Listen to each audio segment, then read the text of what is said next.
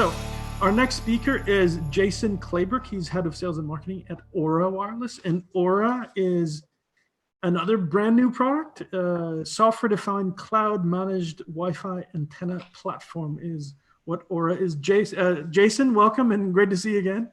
Yeah, it's good to see you, Klaus. How are you doing? Very good. And you're coming through very clear. The video is good and the sound is good. So everything is set. And Jason, do you want to share a presentation with us? Yeah, absolutely. Adjust my my Zoom.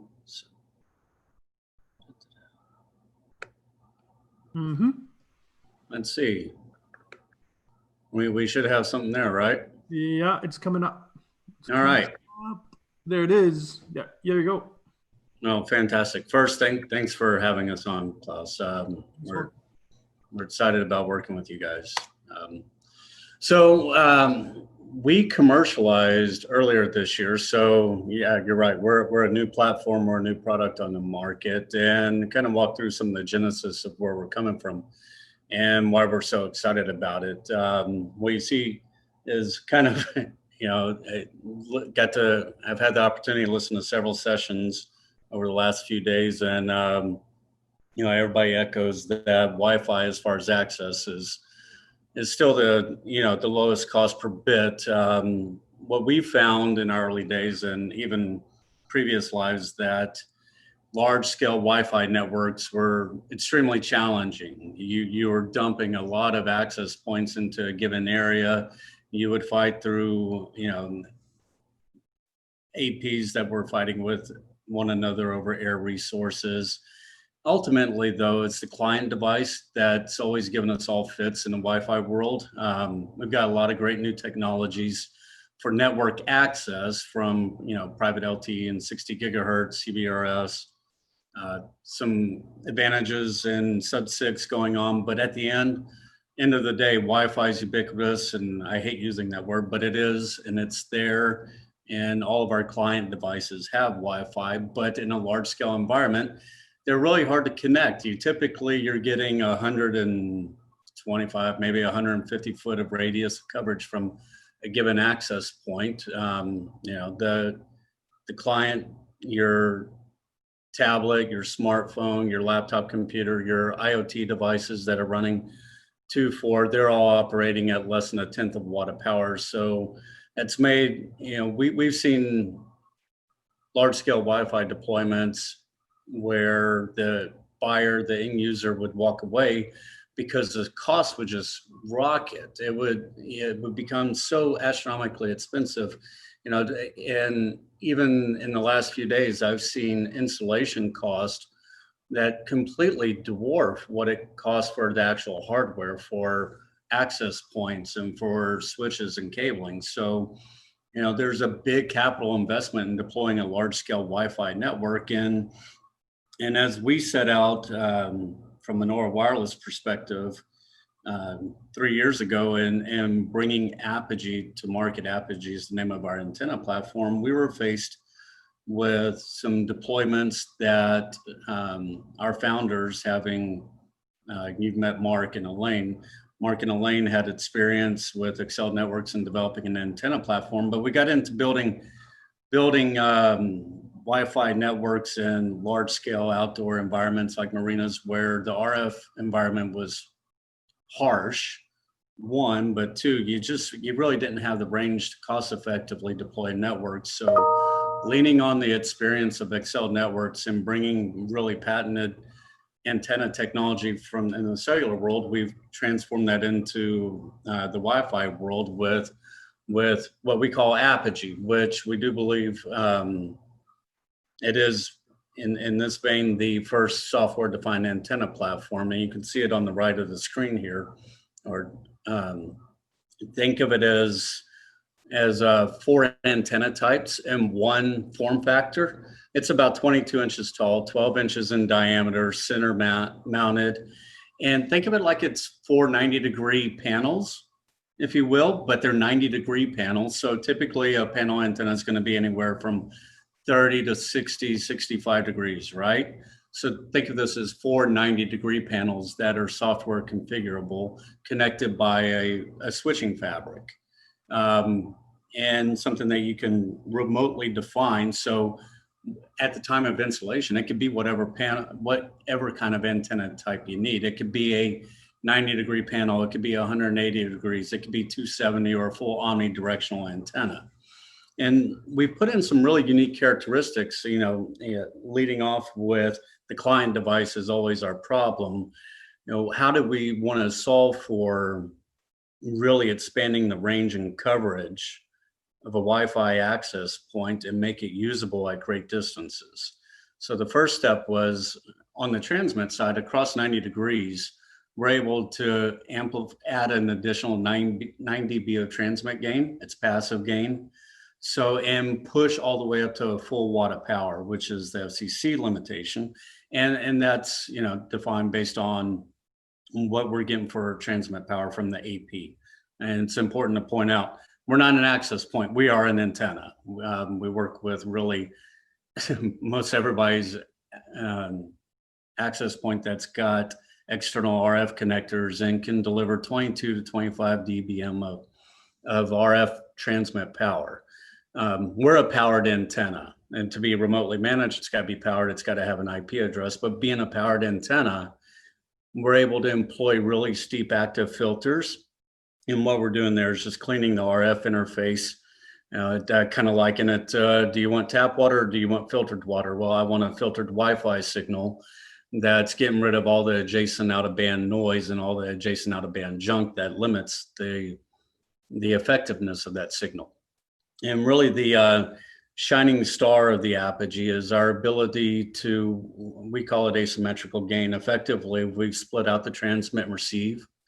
And on the receive side, and this is what I really feel is the most critical thing, is we're amplifying the receive side, the signal from the client by 24 dBm. And so we're making that really low powered client device or IoT device, laptop, tablet, Chromebook, smartphone. We're making that Wi-Fi usable upwards of 1,000 feet away.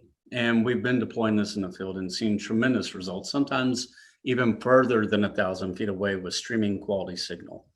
Another thing that we're able to do with this is within the Apogee, within each quadrant, you have the ability to go point to point as well as point to multi-point simultaneously. Now, when you do that and you've got 24 dB of gain on both sides of that, Apogee to Apogee, now you're really seeing the multiple of that effect. And we've seen mesh lengths go upwards of half a mile, 2,600 feet, going Apogee to Apogee. So being able to extend the range of a Wi-Fi network without having to trench fiber, expensive microwave links, and provide just a vast amount of coverage. And I'll show you a couple of RF maps that highlight that here in a moment. It really becomes staggering. In fact, a lot of the initial conversations that we have with people that are experiencing Wi-Fi, they look like we have 3 heads, and our eyes are popping out when you say, there's no way you're connecting devices effectively 1,000 feet. You're not even doing it at 500 feet away. And then we get to do the show me, and then they, oh wow, they're beyond shocked. So another critical invention, you see a picture of the Apogee there next to that tree. We have a polarization, a pattern effectively that we built after really a lot of field testing. What's going to better make it through tree canopies? We created a hybrid polarization that allows us, it's really a distinct pattern that minimizes the effect of foliage. And what we've also found with that in large indoor spaces is it minimizes the effect of multipath.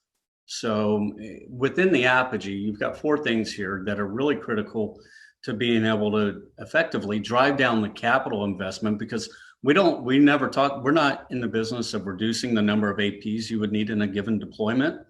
The AP's got a very critical job. It controls how many subscribers and all your different routing functions, but we're taking the best of that AP, the power that it can provide, And we're going to amplify that to the point and listen really well.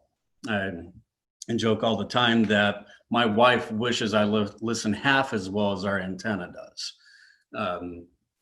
And then what we're seeing, you know, if you think about a 90 degree panel that goes out 1,000 foot, that's about 17 acres per 90 degree quadrant. You know, if you have 4 of that and you went full omni, you're getting close to 70 acres. Now real life happens and you get things that attenuate the signal, buildings and trees and canopies and whatnot. So, but we're really comfortable in our deployments have proven out that 30 plus acres per apogee connected to a Wi-Fi access point that we support, we're going to cover a lot of ground and it turns a lot of heads.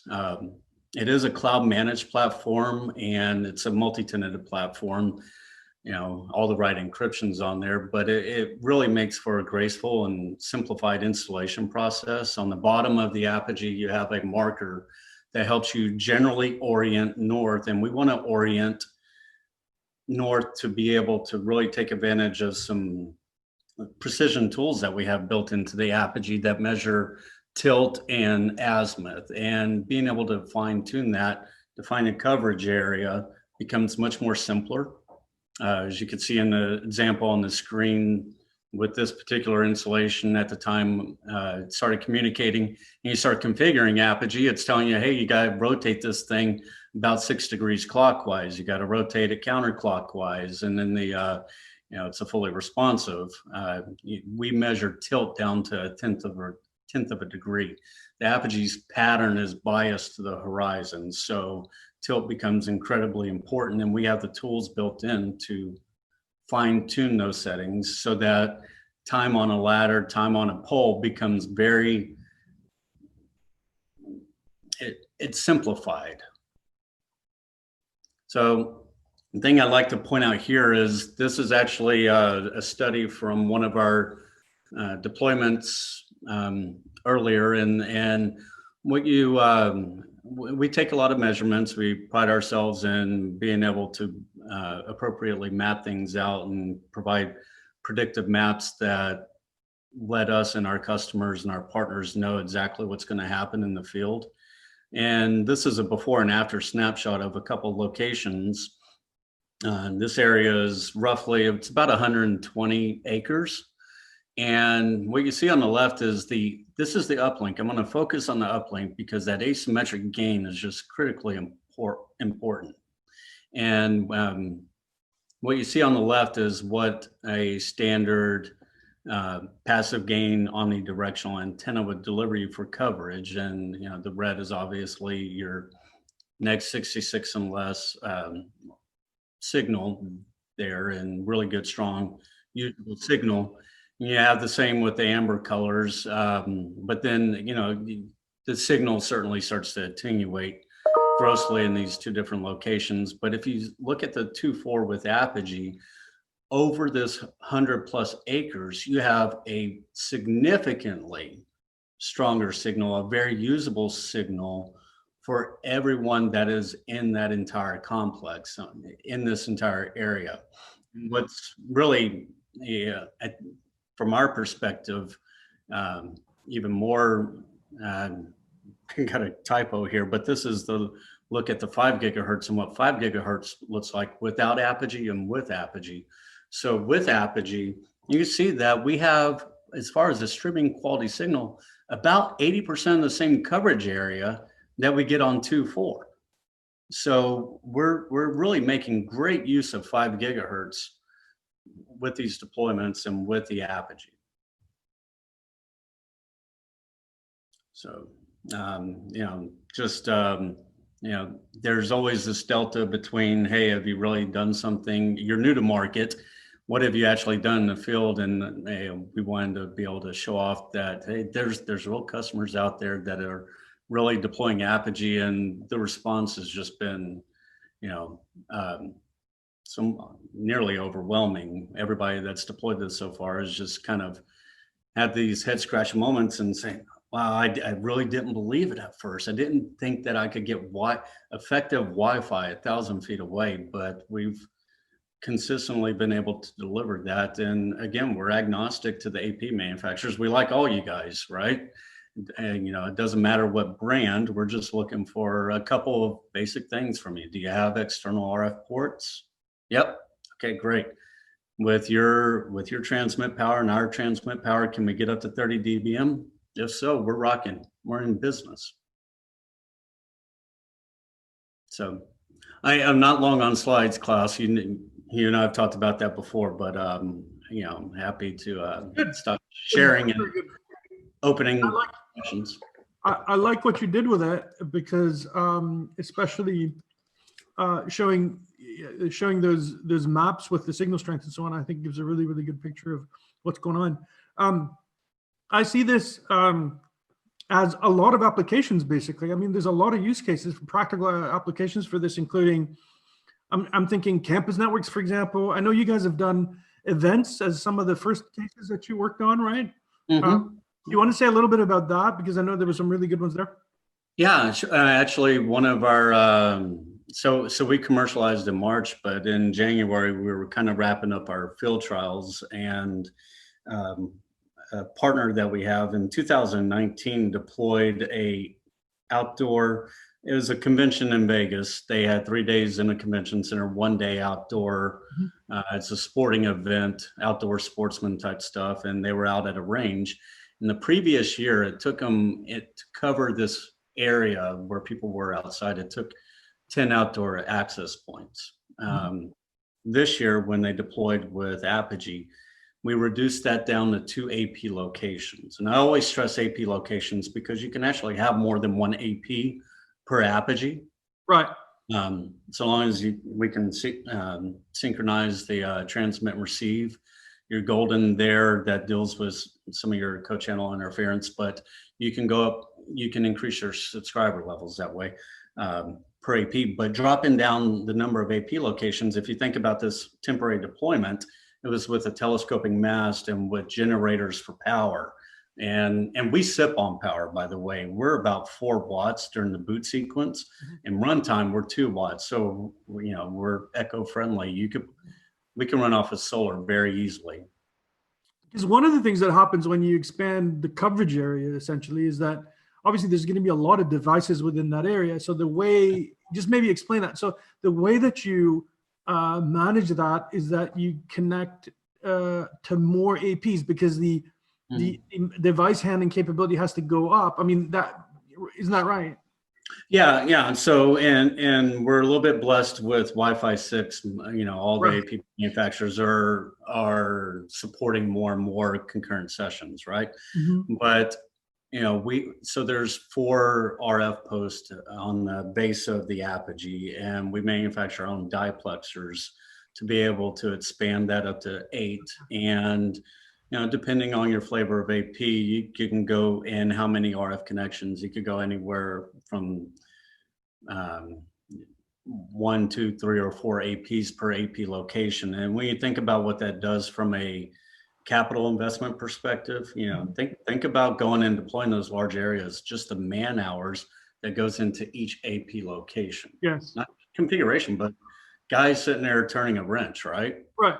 The AP locations, setting up towers or poles or whatever it is, and getting permission to do that even is a task, right? And enormously costly.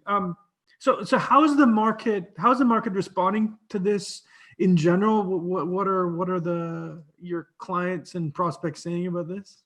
You covered a bit of it already. Yeah, there's a lot of great interest. It's a very horizontal platform. I'm always quick to tell people you don't want to take this into a cube farm, but there's certainly, with the current state of world affairs and pandemic land, there's a lot of interest in the education sector. We have deployments going on at schools right now to expand Wi-Fi into communities. And even if you think back to that first slide, where I was highlighting, all those different network access technologies, 60 gigahertz and CBRS, they're acting as transport layers to get Wi-Fi closer, but there's still this gulf of space between client device and the Wi-Fi access points. Correct. Yes. Even if you took a cellular router that has Wi-Fi on one side of it, to extend your deployment deeper into a neighborhood or into a facility, the Wi-Fi side can only go so far. So we've actually had the opportunity to connect up to several cellular routers and take their Wi-Fi connection and deliver that connection 700, 800, 900 feet away, and it'd be a strong connection from the client device back into the network. So, you know, we love the fact that people are using CBRS and 60 gigahertz to extend the, I look at it as a backhaul network. Yeah. And get us closer. Yeah, exactly. And it's almost like cellular to the router, and the router still has this limitation and this gulf and this bridge that needs to be crossed. And that's where Apogee fits in, is it builds that bridge between Wi-Fi and the low power limitations that come from our device, and bridges that gap so that, you know, I've seen stories where, you know, it still requires hundreds and thousands of AP locations at the end of those cool transport networks, those new 60 gig. And think of what you could do if you were to reduce that. And we're actually doing that in a couple of school districts now. Right. Yeah. All kinds of things come to mind. I'm thinking of, you know, I always get this story in Europe, especially, that our campsites here have terrible Wi-Fi because the coverage is so bad. You know, commercial campsites, right? Or outdoor events. And so, I mean, there's so many things. We've got a couple. Farming's been very, farming. Yeah. Smart agriculture is huge. The, you know, amount of devices on a farm now, just to measure water moisture. I know there's a lot going on 900 megahertz there, but there's a lot of IoT in 2.4, and being able to do that over a broader range, very cost effective. There's a question here. Does it work in sub gigahertz spectrum? I think maybe what he's alluding to possibly is to use it for things like Wi-Fi Halo, which is sub gigahertz unlicensed. But what's your answer to that, Jason? Haven't tried it. Haven't tried it yet. Okay. Haven't tried it. Give me a call. Let's go. Sure. I mean, the range might be pretty awesome in sub gigahertz, by the way, even more awesome. There's another question. Hang on, I just have to read it. How are you accomplishing the connection between the host AP and your powered antenna array? Is it PoE? Yeah, it's PoE plus. And we have to have that connection because everything is configured through Apogee Manager. So it's RF to the AP. If the AP has PoE out, we can plug into that as a power source. Otherwise, it's going into a switch. Very good. And now that I want to ask you the same question that I asked Vivek, is that now you've got the attention of, I've got the stats over here, which is why I'm looking at them sometimes. We've got, you know, we've just got short of a couple hundred people here. Now you've got the attention of a lot of folks here watching this. What would you like to say? Are you looking for, obviously you're looking for clients, be folks that want to buy this product. But in addition to that, maybe, like partners and so forth. Yeah, absolutely. So we're it's a pretty traditional go to market. We're going to feed partners. We have we're building a pretty robust partner community, and we're being fairly selective with it as well. We want to make sure that people can represent and understand what we're looking to accomplish, because there are a lot of people out there that have just the muscle memory of Wi-Fi does not do this thing. Correct. Well, making Wi-Fi do, we're changing the constant here. Yes. So the equation's a little bit different because the constant's different. So we're looking for partners that are looking to take and leverage their intellect and their services capability to design a better Wi-Fi network in large spaces, whether it's indoor or outdoor. Multipath, foliage, etc. Right. And even just evangelizing that this kind of expanding the envelope of what is possible with Wi-Fi, I think it's super important, because I think most people would never guess it's even possible to do this, right? And that's the word that we need to get across here, I think. Would you agree, Jason? Absolutely. Like I said, our just between two Apogee locations, being able to cover 70 acres Mhm. and one of them being a 1,100-foot point-to-point link between two Apogees. You Unheard know, of. 3 years ago, if you would have told me that, I would have told you you Forget. were smoking something. You need to go take a test. But we've done it. So the proof points are there. Now it's a question of really just evangelizing there by showing them what's possible and quit thinking about what's impossible. Those are fantastic last words for this presentation. I want you to come back and tell us more about what you guys are doing. I think it's a great product and it's exciting to follow what you guys are doing. I just think one of the most fun things I get to do in this job is to follow super innovative startups like you guys and hopefully get to support you a bit and see all the exciting things that you get done. So thank you so much, Jason, for coming in. Please come back, right? You bet. Thanks for having this class. Thanks.